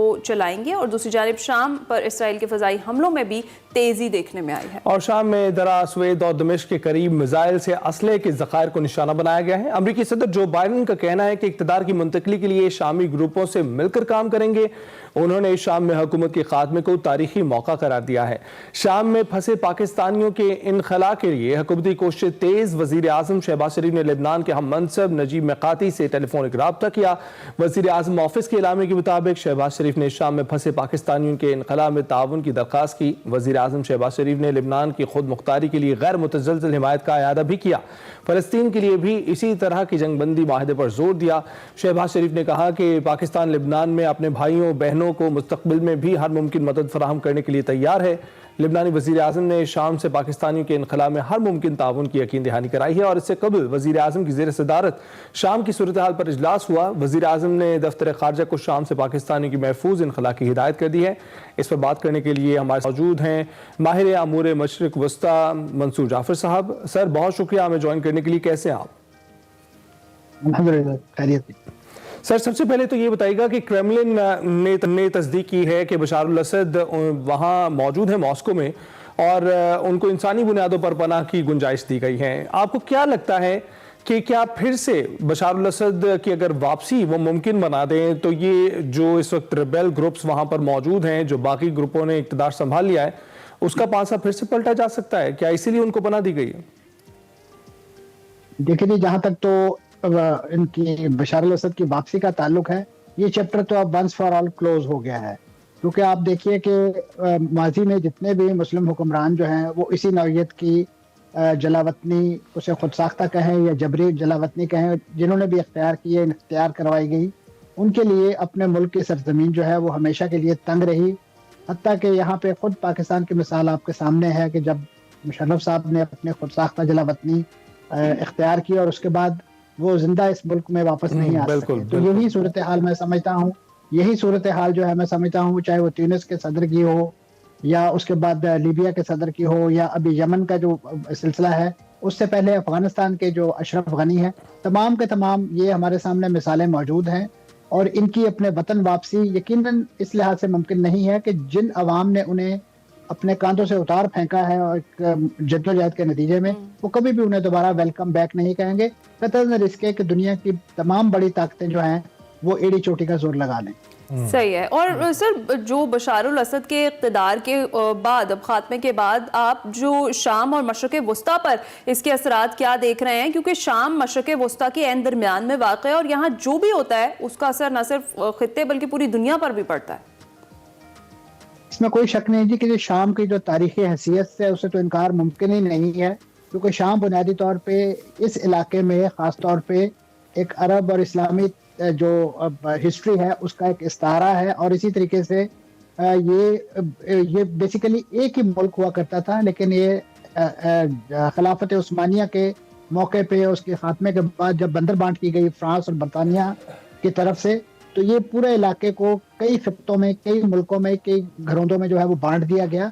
और आज इस वक्त जो शाम के अंदर मंजरनामा हमें दिखाई दे रहा है, उसकी जो इस वक्त लॉन्ग टर्म प्लानिंग है, एक तरफ तो वो उसके डांडे जो हैं वो इसराइल के ग्रेटर मिडिल ईस्ट प्लान के साथ मिलते हैं, और दूसरा खुद शाम की अपनी अंदरूनी तकसीम के हवाले से भी खदशात इस वक्त खुद अमेरिकन थिंक टैंक्स और मुख्तलिफ तहकीकी इदारे जो है वो जाहिर कर रहे हैं कि शाम को 5 हिस्सों में जो है वो तकसीम करने की बातें की जा रही हैं। और यही वो चीज़ है कि जिसको आज तक चाहे बशार अल असद की हुकूमत जैसी भी निकम्मी थी, जैसी भी इंसानी हकूक़ की खिलाफ वर्जियों की, उन्होंने शाम की इस वहदत को जो है वो चाहे अपने इत्तेहादियों की मदद से बरकरार रखा हो या जो भी स्ट्रेटजी अपनाई हो, लेकिन शाम की वहदत पर उन्होंने आँच नहीं आने दी। क्योंकि इससे पहले आपने देखा कि इराक में इसी नौइयत के अमरीकी इंटरवेंशन के बाद इराक आज भी तितर बितर दिखाई देता है। इसी तरीके से लीबिया की सूरत हाल आपके सामने है, यमन आपके सामने है, अफगानिस्तान तो हमारा नेक्स्ट डोर नेबर है, वो आज भी जो है इसी नौइयत के मामलात के मसाइल का शिकार है। तो सर ये तो अपने इंटरेस्ट की प्रोटेक्शन तो हर मुल्क का हक है। अगर अमेरिका अपने इंटरेस्ट की हिफाजत खुद कर रहा है, इसराइल अपनी हिफाजत को खुद कर रहा है, तो इनको भी चाहिए था कि पहले से तैयारी रखते। इसके साथ जो रूस और ईरान पर इन्हिसार था शाम का, आप देख रहे हैं कि जो तर्जुमान है अमेरिकी वजीर खारजा जो हैं इस वक्त एंथनी ब्लिंकन, उनका ये कहना था कि जो काबिल एतमाद सियासी अमल था और जो काबिल एतमाद सियासी अमल के साथ साथ रूस और ईरान पर जो झुकाव था शाम का, बशार अल असद का खासकर, तो ये उसका नतीजा है जिसकी वजह से ऐसी सूरत हाल पैदा हुई है। क्या आपको लगता है यही वजह थी या कोई और वजह भी हो सकती है? देखिए जी, शाम ने यकीनन अपने जो स्ट्रेटेजिक लिंकेजेस हैं वो किसी से छुपा के तो नहीं रखे थे। ईरान के अपने जो मफादात, और ख़ास तौर पे ईरान बेसिकली इस रीजन के ज़रिए यानी शाम के ज़रिए जो एक लैंड रूट यूज़ करता था लबनान तक अपनी कुमक पहुंचाने के लिए हिजबुल्लाह की इमदाद के हवाले से, वो सारे का सारा रूट यहीं से होकर गुजरता। और ये आज का नहीं है, ये एक अरसे से ये चीज़ जारी है और ये सबकी आंखों के सामने हो रहा था, लेकिन उसको उस वक्त अलाउ किया गया। लेकिन अब जब गजा जंग के बाद लबनान पर इसराइल ने चढ़ाई शुरू की, तो वहां पे हिजबुल्लाह की क़यादत समेत उनका जो रैंक एंड फाइल है वो बिल्कुल तितर बितर हो गया। और यहाँ पर उनकी आमद और वो सपोर्ट जो है उसमें बहुत ड्रेस्टिक कमी देखने में आई। इसी तरीके से ईरान और रूस जो है उनका दूसरा इत्तेहादी था, वो क्रेमलिन में यूक्रेन में अपनी जंग में इस हद तक उलझ गया कि उन्हें शाम का अपना ये महाज जो है वो भूल गया। उन्होंने अपनी इमदाद को महदूद कर लिया सिर्फ और सिर्फ फजाई हमलों पे। और आपके इल्म में है कि फजाई हमले एक ऐसा हथियार जरूर है, लेकिन जब तक आप बूट्स ऑन ग्राउंड नहीं उतारते उस वक्त तक आपने ना अफगानिस्तान पे कब्जा किया, ना आप इराक पे कब्जा जमा सके, ना लीबिया में कब्जा जमा सके। तो लिहाजा बूट्स ऑन ग्राउंड के लिए इस वक्त ना तो इसके रूस के पास इस नौइयत के फैसिलिटी मौजूद थी और ना ही हिजबुल्लाह इस पोजीशन में रही कि वो लबनान से आकर अपने जो शामी इत्तेहादी हैं या जो बशार अल असद है उनके साथ सपोर्ट का इजहार कर सके। अच्छा। तो ये बुनियादी मैं समझता हूँ जो दो कमजोरियां हुई हैं, जिसके नतीजे में ये पूरा इलाका जो है एक तस्मिक किस्म की तब्दीली का शिकार हुआ है और ये बड़ी एक लिहाज से अनप्रेसिडेंटेड है। तो मंसूर जाफर साहब, ये जो तब्दीली है जिसका आप जिक्र कर रहे हैं, ये खित्ते में जो ताकत का तवाजुन है उसको तब्दील करेगी और खित्ते में फिर जो ईरान का असर रसूख है उसको भी तो बड़ा धचका लगा है। इसमें कोई शक नहीं जी कि ईरान की जो एक जैसे इल्ज़ाम लगाता है अमेरिका के तौसी पसंदाना अज़ाइम, जिस तरह हम इसराइल के हवाले से टर्म यूज करते हैं, उसको यकीनन एक धचका लगा है। और इसी तरीके से जो मिडिल ईस्ट का पूरा फेस है वो इस वाक़े के बाद चेंज होने जा रहा है। खासतौर पे यहाँ पे अगर जमहूरियत के नाम पे और इंसानी हकूक के नाम पे ये सारा ड्रामा रचाया गया है या ये स्टेज सजाया गया है, तो इस खित्ते के दीगर ममालिक जो इस वक्त बड़े खामोश तमाशाई और बड़ी चैन की बांसुरी बजाते हुए दिखाई दे रहे हैं, वो याद रखें कि अगली बारी उनकी है, क्योंकि उनके यहाँ भी तो इसी नौइयत की बादशाह से, इसी नौइयत की आमरीतें और उनके पास तो माशाल्लाह बहुत बड़े तेल और गैसों के ज़खायर बिल्कुल हैं। ऐसा ही है। और आपको मालूम होगा कि इस वक्त सऊदी अरब और जो वो हैं मिस्र, उनकी जानिब से भी बयानात आना शुरू हो गए और वो मजम्मत कर रहे हैं इसराइल की कार्रवाइयों की, खासतौर पर जो गोलान का एरिया है जो उन्होंने कब्जे में लिया है, तो उसकी मजम्मत कर रहे हैं। आपको क्या लगता है कि अब ये जो पहले इत्तेहादी नजर आते थे, फिर हरीफ, फिर हलीफ, कुछ सऊदी अरब की बात अगर की जाए, जो पहले दिखाते थे, अपनी हिमायत दिखा रहे थे मगरिब की जो पॉलिसीज के लिए, अब क्या उनकी हिमायत उसी तरह से जारी रहेगी जब वो ये जंग जो है खित्ते में फैलती हुई देख रहे हैं? देखिए, जहाँ तक तो सऊदी अरब का ताल्लुक था, सऊदी अरब ने यहाँ पे कतई नज़र इसके के मगरबी या अमरीकी जो भी स्ट्रेटेजी थी उसकी हिमायत की, लेकिन कुछ उसके साथ साथ उन्होंने एक पैरेलल डिप्लोमेसी जो है उसमें बड़ा पॉजिटिव रोल भी अदा किया। बिलखुसूस सोची और आस्ताना में जो एक डायलॉग प्रोसेस शुरू किया था, जिसमें तुर्की को भी उन्होंने ऑन बोर्ड लिया, रूस को भी ऑन बोर्ड लिया, और उसमें शामी सदर बशार अल असद से 2 ही मुतालबात अक़वाम मुत्तहिदा की करारदादों की रोशनी में किए गए कि आप मुल्क का दस्तूर रीराइट करें, एक नया दस्तूर तश्कील दें और उसकी रोशनी में यहाँ पे आज़ाद इंतखाबात का अमल करवाएं, ताकि एक नुमाइंदा हैसियत में आप ही मुंतखब होकर आ जाए। लेकिन ये प्रोसेस करना जरूरी है। लेकिन बशार अल असद बहुत सारी चीजों पर सऊदी अरब के साथ मानते थे। यही वजह है कि जब सऊदी अरब की क़यादत में उनके खिलाफ एक एक्शन लिया गया, उनको अरब लीग से निकाला गया और उनका एक माशी और सियासी बाइकआउट किया गया, तो उसके बाद सबसे पहले सऊदी अरब ने ही बशार अल असद को वेलकम किया और इन्होंने जाके शहजादा मोहम्मद से मुलाकात की और उसके बाद यूएई का दौरा किया और अरब लीग में इनकी रुकनीत बहाल हुई। लेकिन उसके बाद क्योंकि बशार अल असद को मालूम था कि उनकी आवाम के अंदर वो रूट्स, वो यानी स्ट्रेंथ मौजूद नहीं है, लिहाजा वो एक आज़ाद खुद मुख्तार इंतखाब के हवाले से कभी भी राजी नहीं हो, तैयार नहीं दिखाई देते थे। और उसके साथ साथ इस पूरी जंग के नतीजे में जो अपने ही आवाम के खिलाफ उन्होंने लश्करकशी कर रखी थी, उनकी अपनी फौज का मोराल इस हद तक गिर गया कि उनकी फौज दमिश्क गेट पर भी ये मुट्ठी भर बागी जो है या इनकलाबी हैं, इनको रोकने के बजाय वो हाउस ऑफ कार्ड के तौर पे बिखरती उनके सामने चली। ठीक है, बहुत शुक्रिया मंसूर जाफर साहब हमारे साथ मौजूद थे। देखना ये जो तब्दीली है खित्ते में ताकत के तवाज़ुन को अक्सर तब्दील करती है या नहीं, आगे चलकर हालात पता चलेंगे। हम छोटी सी ब्रेक पर जाएंगे, आप कहीं मत जाइएगा।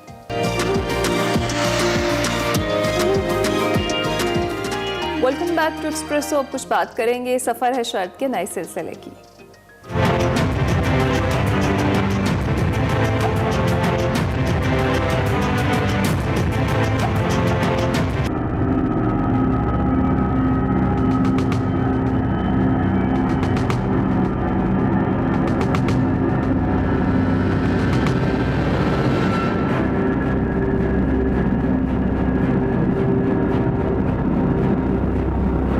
एक्सप्रेसो की प्लास्टिक के खिलाफ आगाही मुहिम के सिलसिले में वक़ार अहमद मलिक और साद शाहजेब का कराक्रम हाईवे पर बाइसिकल का सफ़र जो है वो आज इख्तिताम पजीर हो रहा है।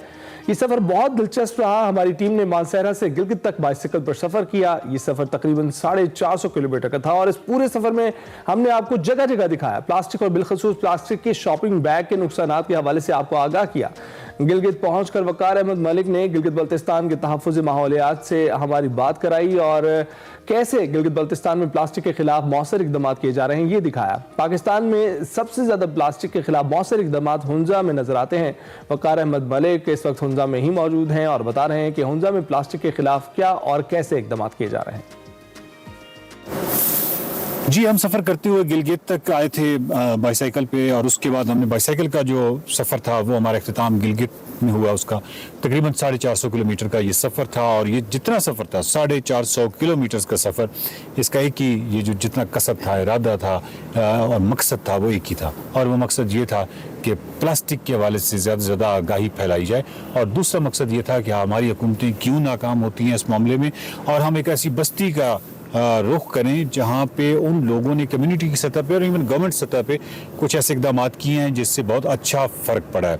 मैं ये नहीं कहता कि वो मुकम्मल तौर पे प्लास्टिक फ्री हुए हैं, लेकिन काफ़ी हद तक उन्होंने कंट्रोल किया, स्पेशली हुंजा बहुत अच्छा कंट्रोल हुआ है। गिलगित में हमने आपकी बात करवाई थी एनवायरमेंटल प्रोटेक्शन एजेंसी की जो खादिम साहब हैं, उन्होंने कितने अच्छे हमारी रहनुमाई की थी कि एक तरफ तो आगाही मुहिम है वो काफ़ी नहीं होती, दूसरी तरफ जो इकदाम थे वो बहुत कमाल थे। फिर जो इस हवाले से नाम आता है वो कार्डो का आता है, Karakoram area development organisation Hunza. इस वक्त मैं हुंजा में हूँ। आसपास के जो मंजर हैं वो नाकाबिले बयान हैं, बस वो बयान किए ही नहीं जा सकते और कैमरे से दिखाई भी नहीं जा सकते। इस कदर की खूबसूरत डेक है, इसके ऊपर हम खड़े हैं, क्लाउड 9 है ये। और मेरे साथ मिर्जा हुसैन साहब हैं, कार्डो का जो शोबा है प्लास्टिक फ्री करने का उसको चला रहे हैं। मेरे साहब ये बताइए कि मतलब हुंजा ने बहुत सीरियस संजीदा इकदाम उठाए हैं, उसकी क्या क्या मतलब कौन कौन सी मेन आपने जो बुनियादी इकदाम हैं वो क्या हैं, क्या प्रोसेस में है, क्या होने जा रहा है, और ये बिल्कुल हुंजा मुकम्मल तौर पे प्लास्टिक फ्री कैसे हो सकता है?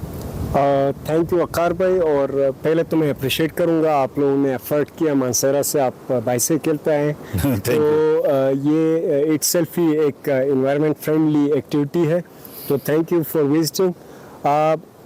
हम यहाँ पे हमने जो प्रोजेक्ट इनिशिएट किया है ये लोकल गवर्नमेंट के साथ मिलके हमने किया है कार्डो में। ठीक है, तो आप इसका उनसे करते रहे, मैं अगर आपको माइक भी कर लूँ। ठीक जी तो जी। प्राइमरी मकसद ये था कि यहाँ पे क्योंकि हमारा बहुत ही इको सिस्टम जो है बहुत फ्रेजाइल है, आप खुद यहाँ घूमते रहते हैं, तो इसको फ्यूचर में किस तरह प्रोटेक्ट कर सकते हैं।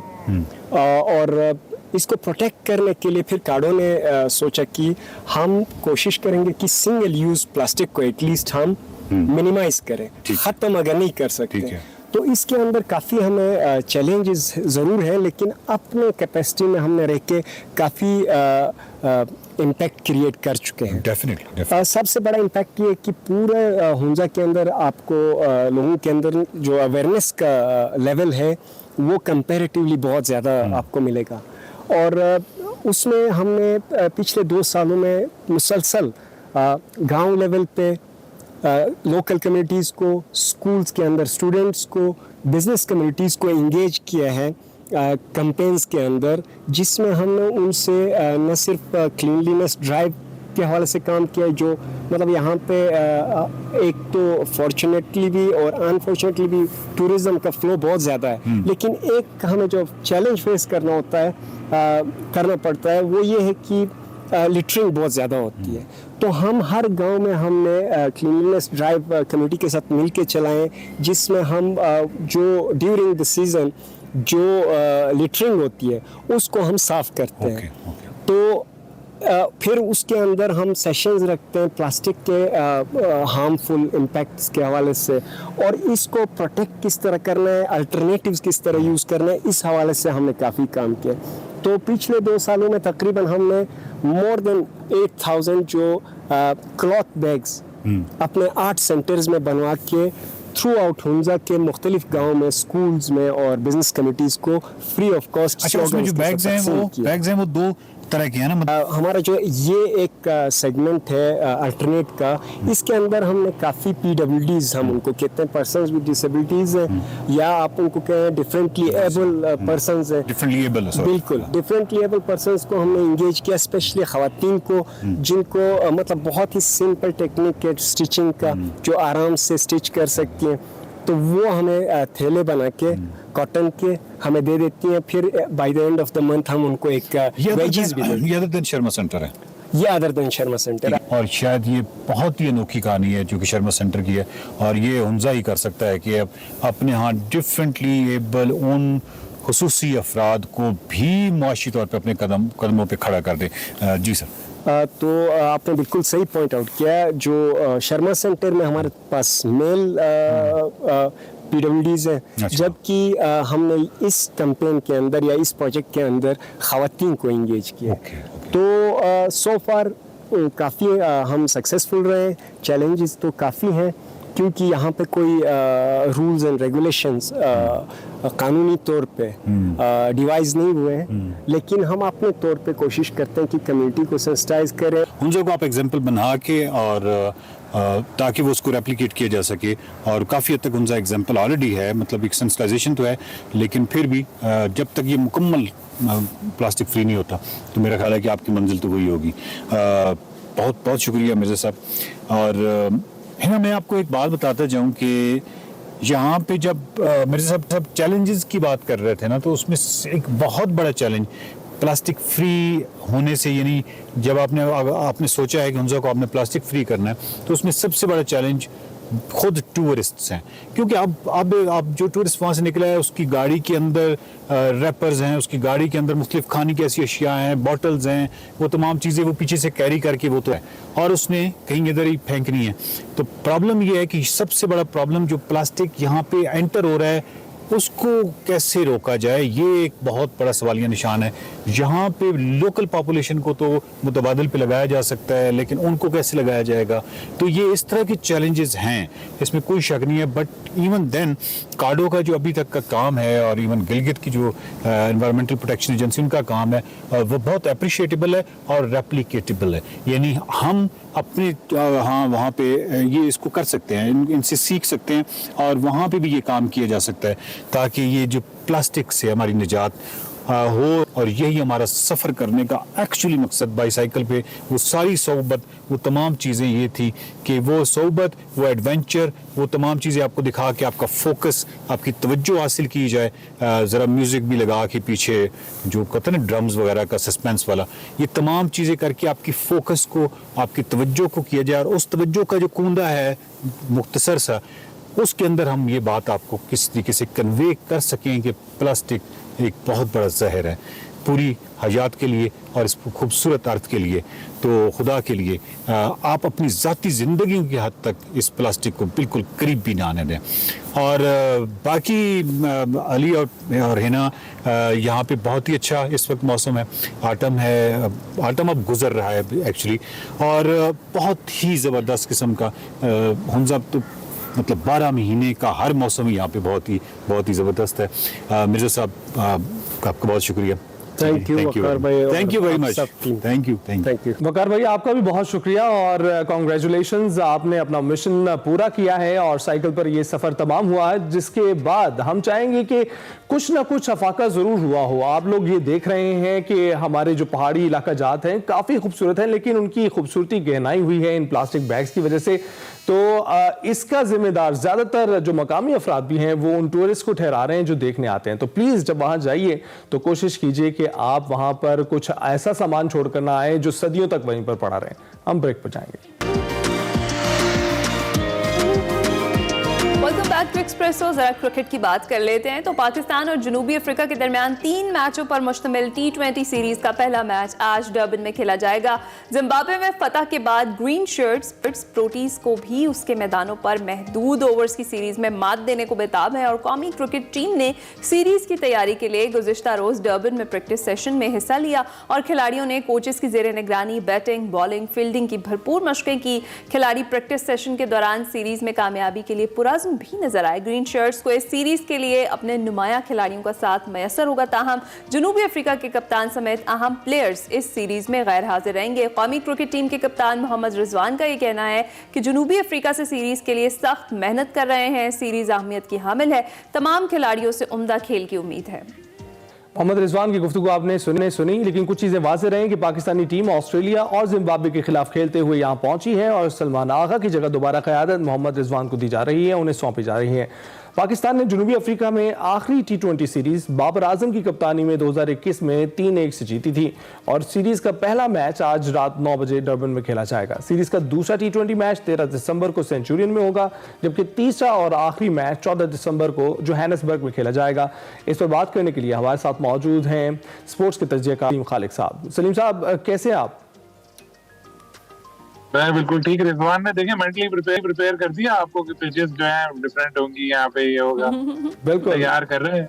बिल्कुल, बड़े पुरज़्म नजर आ रहे हैं। 2 सीरीज तो पहले जीत चुके हैं, अब उनका तीसरी सीरीज जीतने का भी प्रोग्राम है। आप बताएं, प्रोटीज के खिलाफ जो ग्रीन शर्ट्स का आज पहला इम्तिहान है, पाकिस्तान की प्लेइंग 11 कैसी लगती है आपको? देखिए, अब सीनियर प्लेयर वापस आ गए तो जाहिर है रिजवान भी आ जाएंगे, शाहीन भी आ जाएंगे, बाबर भी आ जाएंगे और तगड़ी पाकिस्तान की प्लेइंग 11 हो जाएगी। लेकिन एक चीज हमको जरा थोड़ा याद रखने की है कि T20 क्रिकेट में जो हमारी रिसेंट परफॉर्मेंस है बड़ी टीमों के खिलाफ, वो इतनी अच्छी नहीं है। हम जीते हैं सीरीज, लेकिन वो छोटी टीमों के खिलाफ जीते।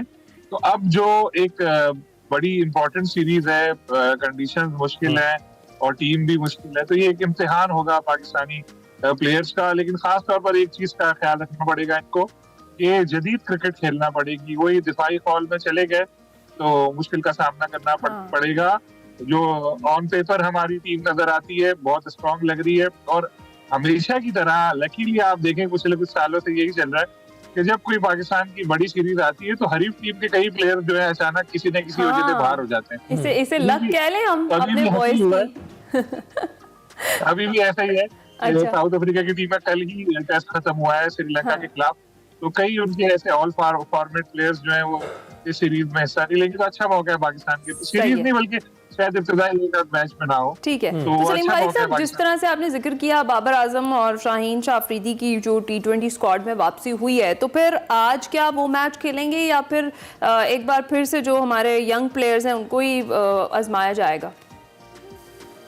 नहीं, यंग प्लेयर को जितना आजमाना था आजमा लिया बाबर में। अभी साउथ अफ्रीका के खिलाफ सीरीज है, इंपॉर्टेंट सीरीज है, यहाँ पर तो जाहिर है हमें फुल स्ट्रेंथ के साथ जाना चाहिए। और बाबर है, शाहीन है, रिजवान ने भी रेस्ट किया था जैसे, तो एक स्ट्रॉन्ग टीम के साथ जाना चाहिए। स्ट्रॉन्ग टीम के खिलाफ जब बच्चे हो तो जाहिर है फिर उनके खिलाफ बच्चों को खिलाना चाहिए। साउथ अफ्रीका और जैसी टीमों के खिलाफ फिर तजुर्बात नहीं होते, यहाँ पर तो जो आपकी बेस्ट पॉसिबल 11 है उसी को मैदान में उतारा जाता है। अच्छा, आपको लगता है सलीम साहब कि इस बार जिन खिलाड़ियों को रेस्ट करवाया गया था अमूमन गुस्सा एक दूसरे पर निकालते पहले दिखाई देते थे अपने बयानों के जरिए, अपनी स्ट्रेटजीज के जरिए, अब वो बल्ले के जरिए वो गुस्सा निकाल सकेंगे पिच पर आने के बाद? 100% उनको ऐसा करना चाहिए, क्योंकि देखिए होता ये है कि पहले इन प्लेयर्स को कोई छेड़ नहीं सकता था, चाहे वो बाबर हो, शाहीन हो, रिजवान हो, कहा जाता था इन लोगों का ग्रुप है, इनको कोई हटा नहीं सकता, प्लेयर पावर है।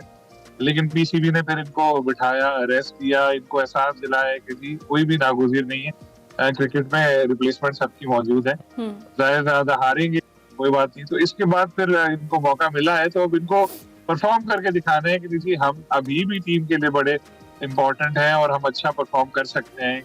तो ये एक अच्छा मौका है इन लोगों के लिए भी। और अब भूख बढ़ गई होगी, बाबर में भी रन घर बैठ के, शाहीन में विकेटों की भूख बढ़ गई होगी घर बैठ के, तो अभी आएंगे तो होपफुली एक मुख्तलिफ रूप में नजर आएंगे और ज्यादा अच्छा खेलते नजर आएंगे। ठीक है। जिस तरह से बाबर आजम भी मोहम्मद रिजवान की गुफ्तगू हमने सुनी, वो यही कह रहे थे कि माजी में कौन जीता कौन हारा इससे कोई फ़र्क नहीं पड़ता, आज की परफॉर्मेंस मैटर करती है। अगर माजी में देखें तो आखिरी T20 सीरीज़ जो थी वो पाकिस्तान ने जनूबी अफ्रीका से बाबर आजम की कैप्टनसी में जीती थी। फिर आज हमारी रिजवान से भी ज़्यादा तवक्कुआत हैं और उम्मीदें हैं, तो क्या लगता है आपको कि मोहम्मद रिजवान की कैप्टनसी में कैसी होगी ये वाली सीरीज़? रिजवान बहुत अच्छे कैप्टन है, नो डाउट, और वो अपने आप को मनवा रहे हैं आहिस्ता। और PSL में भी उन्होंने अच्छी तरह से कैप्टनसी की थी, प्लेयर्स उनकी इज्जत करते हैं, तो बड़ी गेम अवेयरनेस है उनको, और खुद भी अच्छे परफॉर्मर है। तो ऐसी सारी चीजें जो एक अच्छे कैप्टन के जरूरी होती है, वो सारी खूबियां रिजवान में मौजूद हैं। और होपफुली उनकी जेर क़यादत पाकिस्तान टीम अच्छा परफॉर्म करेगी साउथ अफ्रीका के खिलाफ, और उनको प्लेयर्स को मैदान में लड़वाना आता है, आपस में नहीं हरीस के खिलाफ। सारी चीजें बड़ा इम्पोर्टेंट होती है। चलो, ये तो प्रोटीज के खिलाफ हमारा जो मुकाबला है उसका तजिया आपने पेश किया। अब ये बताइएगा कि चैंपियंस ट्रॉफी में क्या होने वाला है? कल ऐलान होने वाला है चैंपियंस ट्रॉफी कब कैसे खेली जाएगी? देखें, अब तो मेरे ख्याल है आप भी तंग आ गए होंगे। चैंपियंस ट्रॉफी का कल ऐलान होगा, परसों होगा, 7 तारीख को होगा, 9 तारीख को होगा। इतनी खबरें आई, इतनी खबरें बिटी कि अब इसमें लोगों ने बात करना छोड़ दिया। मैं देख रहा हूँ 2-3 दिन से मीडिया में भी इतनी चैंपियंस ट्रॉफी के हवाले से खबरें नहीं है। लेकिन कल मैं इंडियन मीडिया की एक रिपोर्ट पढ़ रहा था जिसमें लिखा था कि कल शायद ऐलान कर दिया जाए शेड्यूल का। उसमें ये बताया गया था, और उसमें ये भी लिखा था कि पाकिस्तान क्रिकेट बोर्ड ने रिटन में एश्योरेंस मांगी ICC से कि जो हमारी शराइत है हमें लिख के दो। ये तो मुझे भी पता है, ऐसा तो हुआ है, क्योंकि माजी में हमने पहले भी डिस्कस किया था कि जब बिग 3 वाला मामला था तो इंडियन क्रिकेट बोर्ड ने कमिटमेंट की थी PCB के साथ, लेकिन फिर कमिटमेंट पूरी नहीं की थी। तो अब जो पाकिस्तान क्रिकेट बोर्ड चाहता है कि ICC से रिटन में ले ले, हालांकि अभी भी अगर रिटन में भी ले लें इंडिया, कल को फिर भी कह सकते हैं कि हमारी गवर्नमेंट ने कह दिया हम नहीं कर रहे, लेकिन फिर भी एक थोड़ा बहुत लीगली पाकिस्तान की पोजीशन स्ट्रांग हो जाएगी अगर रिटन में ले ले। तो गालिबन ये कोई इशू चल रहे हैं, 1-2 और पाकिस्तान के मुतालबात भी थे जो माने नहीं अभी तक, और अभी भी कोई PCB से मेरी बात हुई थी जो जराए हैं कल तक कोई खास डेवलपमेंट उसमें आई नहीं है। बिल्कुल। तो जैसे ही कुछ होता है तो ये पीसीबी की पोजीशन मजबूत नहीं होगी, इसके साथ आईसीसी की पोजीशन भी मजबूत होगी कि वो मॉडरेशन करवा सकता है, क्योंकि जे शाह के आने के बाद तो आईसीसी की भी पोजीशन जो है वो आपको पता है कि इसके हक में बेहतर जाएगी। लेकिन अभी उम्मीद ये करते हैं कि चैंपियंस ट्रॉफी जो है वो किसी नतीजे पर पहुंच जाए और फिर शुरू हो जाए, क्योंकि बहुत कम वक्त रह गया है। बहुत शुक्रिया सलीम खालिक साहब, आपने इतना तजज़िया किया। आज प्रोटी से मुकाबला होने वाला है और we wish our team best of luck कि जिस तरह से वो पहले सीरीज जीते आए हैं, पहले ऑस्ट्रेलिया में कारकर्दगी दिखाई, जिम्बाब्वे में दिखाई, अब साउथ अफ्रीका के खिलाफ भी दिखाएंगे। जी हाँ, ब्रेक पर जाने से पहले बताएंगे आपको कि legendary squash player Jahangir Khan आज अपनी 61वीं सालगिरह मना रहे हैं। हमने कहा उनको विश कर दें। जहांगीर खान ने 10 मरतबा ब्रिटिश ओपन और 6 मरतबा वर्ल्ड ओपन स्क्वॉश टूर्नामेंट जीता है। जहांगीर खान ने स्क्वॉश के मैदान में ऐसा काम किया जिसे तारीख में सुनहरे हरूफ में लिखा जाएगा। जहांगीर खान ने 1981 में पहली बार ब्रिटिश ओपन का टाइटल जो है वो खेलने का एजाज़ हासिल किया और इसी साल वर्ल्ड ओपन स्क्वॉश टाइटल जीता। इसके साथ साथ आप 1981 से 1986 तक नाकाबिले शिकस्त रहे। जहांगीर खान ने 10 मरतबा ब्रिटिश ओपन और 6 मरतबा वर्ल्ड ओपन स्क्वॉश टूर्नामेंट जीते हैं। तो जी एक्सप्रेसो की जानिब से हम विश करेंगे जहांगीर खान को उनकी 61 जो बर्थडे है हमारी तरफ से सालगिरह मुबारक। Happy birthday sir. ब्रेक के बाद हाजिर होंगे। शो के आखिरी हिस्से में बात करेंगे उस बात की जो हमने शो के शुरू में की थी, मौसम की। बेशतर इलाकों में सर्दी की शिद्दत में इजाफा हो गया है। मुल्क के बेशतर इलाकों में मौसम खुश्क है, सर्द रहने का इम्कान है। कराची में सर्दी ने कदम रख दिए हैं जनाब, गर्म कपड़े बाहर निकल आए हैं। आइंदा दिनों में दर्जा हरारत मजीद गिरने का भी इम्कान है और कम से कम दर्जा हरारत 10 डिग्री तक गिर सकता है कराची में। आज लाहौर में कम से कम दर्जा हरारत 7, इस्लामाबाद में 6 रिकॉर्ड हुआ है। उधर महकमा मौसमियात ने रवां मौसम सरमा में मामूल से कम बारिशें होने की पेशगोई की है। बलूचिस्तान में माह दिसंबर के दौरान बारिश का इम्कान नहीं है। जनवरी में मामूल से कम बारिशें होंगी। इसी पर बात करेंगे, हमें ज्वाइन किया है सरदार सरफराज साहब ने, चीफ मेट्रोलॉजिस्ट। अस्सलाम वालेकुम सरदार सरफराज साहब, कैसे हैं आप? जी वालेकुम अस्सलाम, अल्लाह का शुक्र है जी, ठीक ठाक। सर सबसे पहले तो ये बताएं कि ये क्या खबर है कि इस बार मौसम सरमा में मामूल से कम बारिशें होंगी?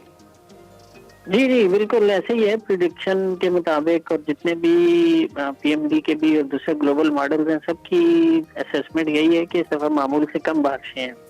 और आपने देखा कि अभी नवंबर भी बिल्कुल ड्राई गया, एक आखिर में जाके एक स्पेल हुआ था, दिसंबर में भी एक हल्का सा स्पेल हुआ है, शुमाली इलाका जहां तक महदूद रहा और आगे कुछ नहीं दिखाई दे रहा पूरे दिसंबर में।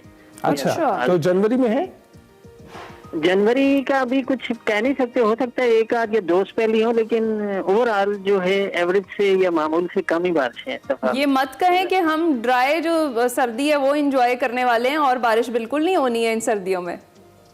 नहीं बिल्कुल तो खैर नहीं कह सकते होगी, लेकिन ये कि मामूल से कम है। आपको पता है कि वही दिसंबर और नवंबर में तो वैसे भी कम होती है, बारिशें बहुत कम होती है ना, वो इनकी एवरेज ही बहुत कम है। लेकिन जनवरी में एक्सपेक्ट कर सकते हैं आप विंटर सीजन में कि हर जनवरी जो है अच्छा जाए, तो वो फिर एक तरह से कवर हो जाता है। लेकिन आप होगा पिछले साल भी जनवरी के बिल्कुल आखिर में जाके एक बारिश बिल्कुल शुरू हुई थी। तो ये सरफराज साहब ये बताइएगा कि इस वक्त बारिशें तो नहीं हो रही, लेकिन कम से कम दर्जा हरारत कितना होगा, सर्दी कितनी पड़ सकती है?